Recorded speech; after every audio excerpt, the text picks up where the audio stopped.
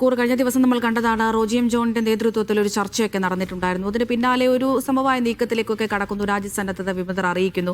പക്ഷേ അത് അനുവദിക്കില്ല, ഈ നേതാക്കളെ തിരിച്ചെടുക്കാൻ അനുവദിക്കില്ല എന്ന് ഔദ്യോഗിക പക്ഷം പറയുന്നുണ്ട്. ജോസ് വള്ളൂരിന്റെ നേതൃത്വത്തിൽ ഒരു സമാന്തര DCC പ്രവർത്തിക്കുന്നു എന്നുള്ള ആരോപണങ്ങൾ, ആക്ഷേപങ്ങളെല്ലാം തന്നെ അവരുടെ ഭാഗത്തുനിന്ന് വരുന്നുണ്ട്. ഇപ്പോഴിതാ ഈ ഒരു ശബ്ദരേഖയും പുറത്തു വന്നിരിക്കുന്നു. ഇനിയിപ്പോൾ നേതൃത്വത്തിന്റെ നിലപാട് എന്തായിരിക്കും?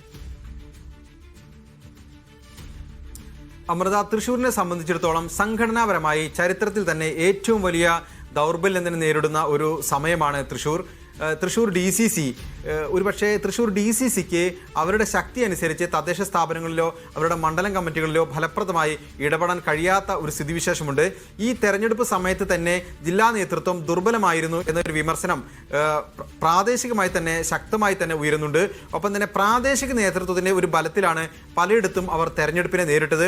നിലവിലുണ്ടായ ഒരു പ്രതിസന്ധി എന്ന് പറയുന്നത് 2 പഞ്ചായത്തുകളിൽ, കുന്നംകുളം മണ്ഡലത്തിലെ ചൊവ്വന്നൂർ പഞ്ചായത്തിൽ SDPയുടെ 2 SDPI മെമ്പർമാരുടെ പിന്തുണയോടുകൂടിയാണ് കോൺഗ്രസ് അംഗങ്ങൾ അവിടെ ഭരണം നടത്തുന്നത്. ഒപ്പം തന്നെ മറ്റത്തൂരിലും BJPയുടെ ഒരു തന്ത്രപരമായ നീക്കത്തിൽ കോൺഗ്രസിനെ അപ്പാടെ തന്നെ അവരെ പിന്തുണക്കേണ്ടി വരുന്നൊരു സാഹചര്യം ഉണ്ടായി. അവിടെ കോൺഗ്രസ് BJP സഖ്യം എന്നൊരു ആരോപണം ഉയർന്നു. ഈ രണ്ട് പ്രശ്നത്തിലും ഉയർന്നു വരുന്നത് സത്യത്തിൽ തൃശ്ശൂരിലെ DCC നേതൃത്വത്തിന്റെ ഒരു ഗുരുതരമായ വീഴ്ചയാണ്. സത്യത്തിൽ DCC നേതൃത്വം അറിയാതെ പ്രാദേശികമായി അവിടെയുള്ള നേതാക്കൾ ചില സഖ്യങ്ങൾ അവർക്ക് ഇഷ്ടമുള്ളതുപോലെ ഉണ്ടാക്കുന്നു എന്നുള്ളതാണ്.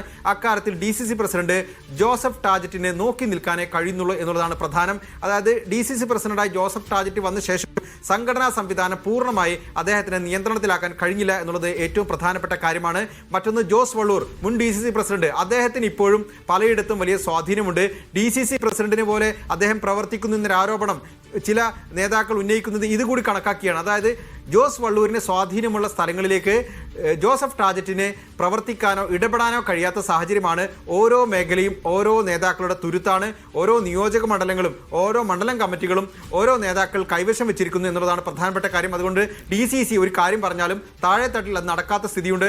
നമുക്കറിയാം, കുന്നംകുളം നിയമസഭാ മണ്ഡലത്തിലെ ചൊവ്വന്നൂർ പഞ്ചായത്തിൽ 2 SDPI മെമ്പർമാരുടെ പിന്തുണയോടുകൂടിയാണ് കോൺഗ്രസിന്റെ പ്രസിഡന്റും വൈസ് പ്രസിഡന്റും ആ പദവികൾ നേടിയത്. അതിന് നേരത്തെ കുന്നംകുളം പോലീസ് മർദ്ദന കേസിൽ ഇരകളായവർക്ക് വേണ്ടി സജീവമായി രംഗത്ത് വന്ന വർഗീസ് ചൊവ്വന്നൂരാണ് അതിനകത്ത് ആരോപണ വിധേയനായ വ്യക്തി.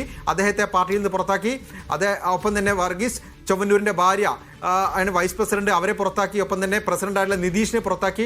ആ അർത്ഥത്തിൽ പാർട്ടിക്കൊപ്പം സജീവമായി നിന്നിരുന്ന ആളുകൾ അവർക്ക് ഇഷ്ടമുള്ളതുപോലെ തന്നെ പ്രാദേശികമായ സഖ്യങ്ങളുണ്ടാക്കി. അത് BJPയുമായാലും SDPയുമായാലും സഖ്യങ്ങളുണ്ടാക്കി ഭരിക്കുക എന്ന രീതിയിലേക്ക് വരുന്നു എന്നുള്ളതാണ്.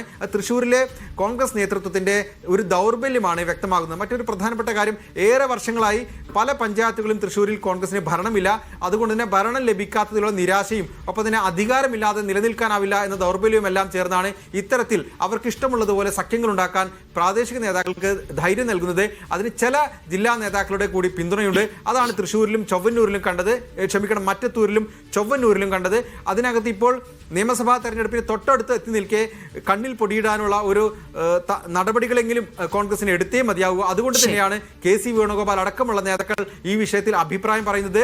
ഒപ്പം തന്നെ റോജി എം ജോണിനെ പോലെ പ്രധാനപ്പെട്ട ഒരു MLA ഈ വിഷയം പരിഹരിക്കാൻ ഇറക്കിയിരിക്കുന്നത്. 4-ാം തീയതി കോൺഗ്രസിന്റെ ക്യാമ്പ് വയനാട്ടിൽ നടക്കുന്നുണ്ട്. അതിനു മുമ്പ് ഈ പ്രശ്നം പരിഹരിക്കണമെന്നാണ് റോജി എം ജോണിന് നൽകിയിരിക്കുന്ന നിർദ്ദേശം. നിലവിൽ ഈ പ്രശ്നം പരിഹരിക്കാനുള്ള ഒരു ഫോർമുല രൂപപ്പെട്ടിട്ടില്ല.